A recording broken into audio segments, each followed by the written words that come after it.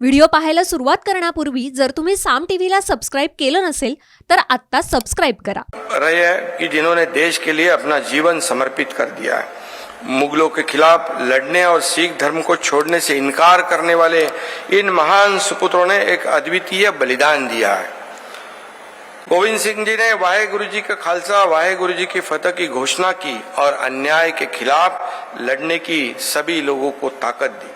आज के इस अवसर पर मैं बताना चाहूंगा कि क्रांतिकारियों के आंदोलन में महाराष्ट्र और पंजाब का संबंध कुछ एक समान है।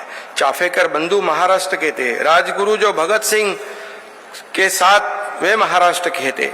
इन राज्यों में क्रांतिकारियों की एक गौरवशाली परंपरा रही है। जैसे महाराष्ट्र और पंजाब का रिश्ता बहुत ही आत्मीय और आंतरिक है।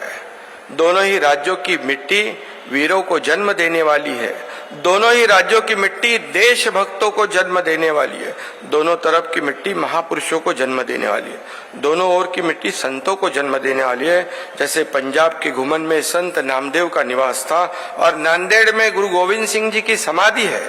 नांदेड़ में अक्टूबर 2008 में श्री गुरु गोविंद सिंह जी के निधन की 300वीं वर्षगांठ पर गुरुदा गद्दी का समारोह बहुत ही भव्य पैमाने पर मनाया गया था। खेती से लेकर सरहद की रखवाली तक और संस्कृति से लेकर राजनीतिक नेताओं तक पंजाबी मराठी संस्कृति का एक दूसरे से गहरा रिश्ता है। यही संस्कृति कई वर्षों से पंजाबी मराठी लोगों को जोड़ती रही है। गुरु गोविंद सिंह पंजाब से थे और नांदेड़ पहुंचे थे।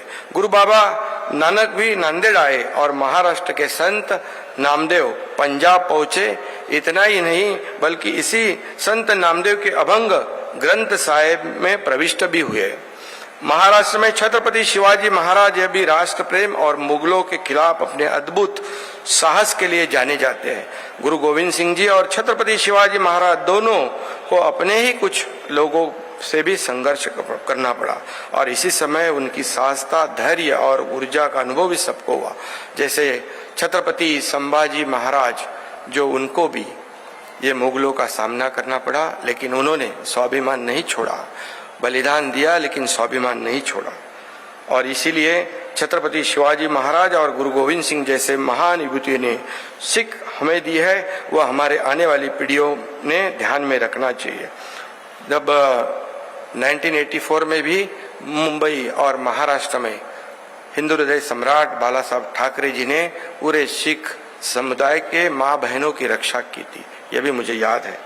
और जैसे G20 कि हमें इस देश को अध्यक्षता का मौका मिला है, ये हमारे पूरे देशवासियों के लिए गौरव की बात है, अभिमान की बात है। मैं आदरणीय प्रधानमंत्री जी को धन्यवाद दूंगा कि उनकी जो नेतृत्व उनका है, इस हमारे देश को इतनी ऊंचाई पर उन्होंने ले गए हैं। इसीलिए पूरे विश्व में हमारे भारत को G20 का नेतृत्व करने का सौभाग्य मिला है और महाराष्ट्र को भी उन्होंने मौका दिया, इसलिए मैं उनका आभारी हूँ।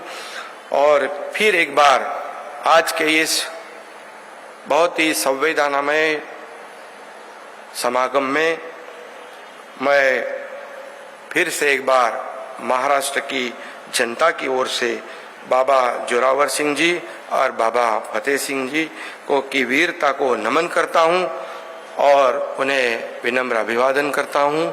धन्यवाद। तर नवी दिल्लीत वीर बाल दिन सोहळ्यानिमित्त मुख्यमंत्री शिंदे बोलत होते। अनेक राज्याचे मुख्यमंत्री इथे उपस्थित होते।